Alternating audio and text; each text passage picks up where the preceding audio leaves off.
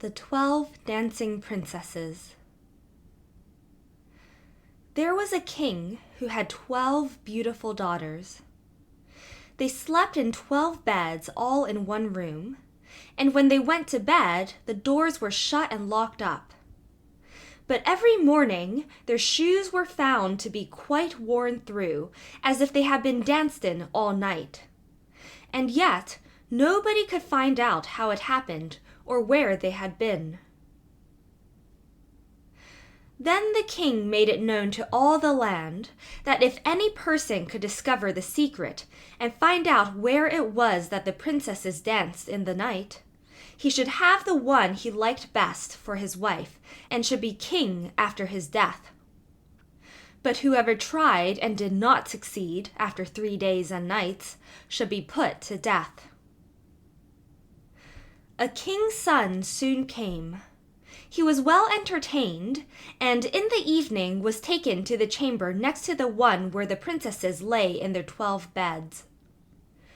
There he was to sit and watch where they went to dance, and, in order that nothing might pass without his hearing it, the door of his chamber was left open. But the king's son soon fell asleep. And when he awoke in the morning, he found that the princesses had all been dancing, for the soles of their shoes were full of holes. The same thing happened the second and third night, so the king ordered his head to be cut off. After him came several others, but they had all the same luck, and all lost their lives in the same manner. Now it chanced that an old soldier, who had been wounded in battle and could fight no longer, passed through the country where this king reigned.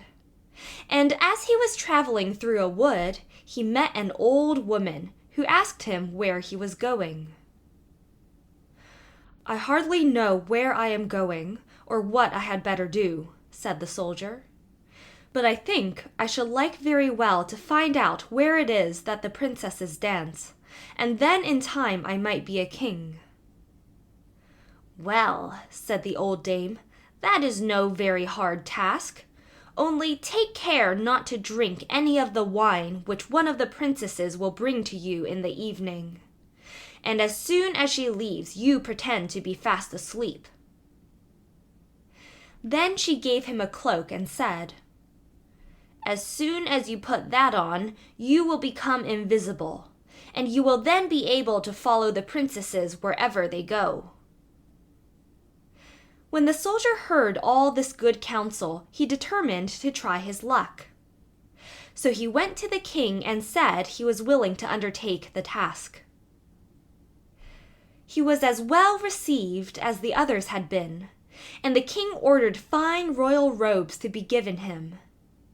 And when the evening came, he was led to the outer chamber.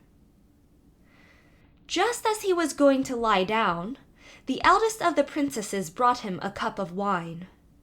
But the soldier threw it all away secretly, taking care not to drink a drop. Then he laid himself down on his bed, and in a little while began to snore very loud, as if he was fast asleep.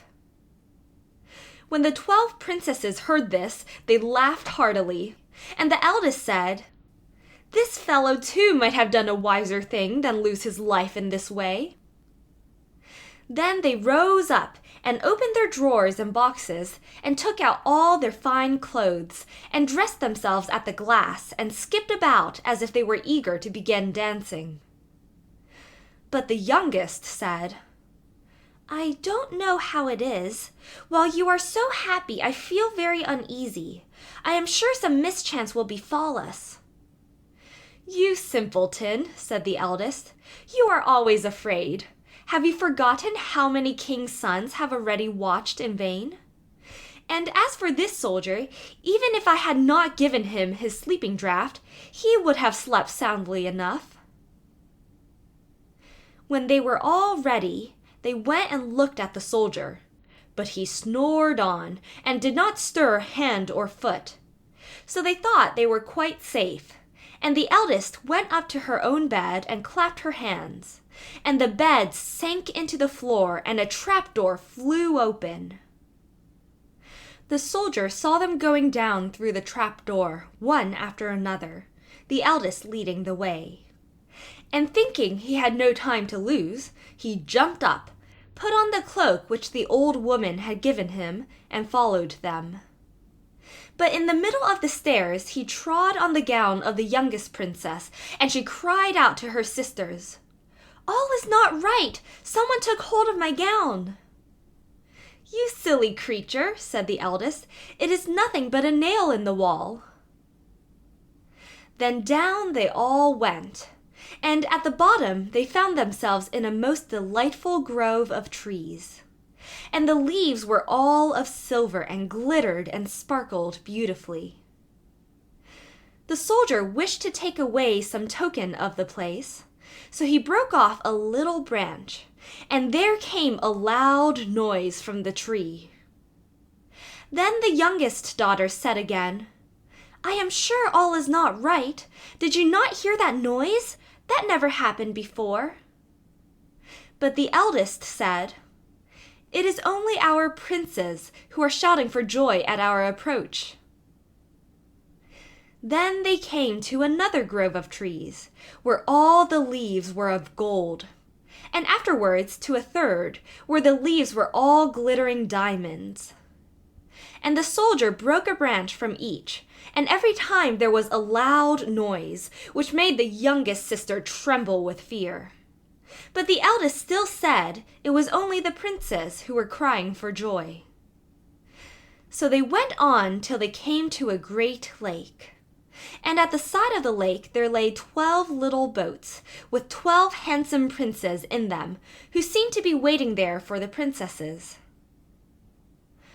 One of the princesses went into each boat, and the soldier stepped into the same boat with the youngest.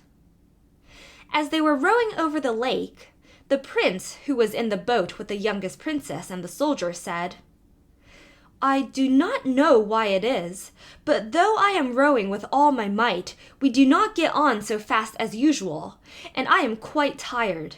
The boat seems very heavy today." "It is only the heat of the weather," said the princess. "I feel it very warm, too." On the other side of the lake stood a fine illuminated castle, from which came the merry music of horns and trumpets. There they all landed and went into the castle, and each prince danced with his princess. And the soldier, who was all the time invisible, danced with them too.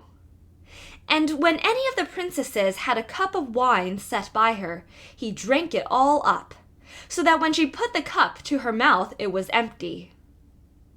At this too the youngest sister was terribly frightened, but the eldest always silenced her. They danced on till 3 o'clock in the morning, and then all their shoes were worn out, so that they were obliged to leave off. The princes rowed them back again over the lake, but this time the soldier placed himself in the boat with the eldest princess. And on the opposite shore they took leave of each other, the princesses promising to come again the next night. When they came to the stairs, the soldier ran on before the princesses and laid himself down. And as the 12 sisters slowly came up, very much tired, they heard him snoring in his bed, so they said, "Now all is quite safe." Then they undressed themselves, put away their fine clothes, pulled off their shoes, and went to bed. In the morning, the soldier said nothing about what had happened, but determined to see more of the strange adventure, and went again the second and third night. And everything happened just as before. The princesses danced each time till their shoes were worn to pieces, and then returned home. However, on the third night, the soldier carried away one of the golden cups as a token of where he had been. As soon as the time came when he was to declare the secret, he was taken before the king with the 3 branches and the golden cup. And the 12 princesses stood listening behind the door to hear what he would say. And when the king asked him, "Where do my 12 daughters dance at night?" he answered, "With 12 princes in a castle underground." And then he told the king all that had happened, and showed him the 3 branches and the golden cup which he had brought with him. Then the king called for the princesses, and asked them whether what the soldier said was true. And when they saw that they were discovered, and that it was of no use to deny what had happened, they confessed it all. And the king asked the soldier which of them he would choose for his wife, and he answered, "I am not very young, so I will have the eldest." And they were married that very day, and the soldier was chosen to be the king's heir. End of The 12 Dancing Princesses.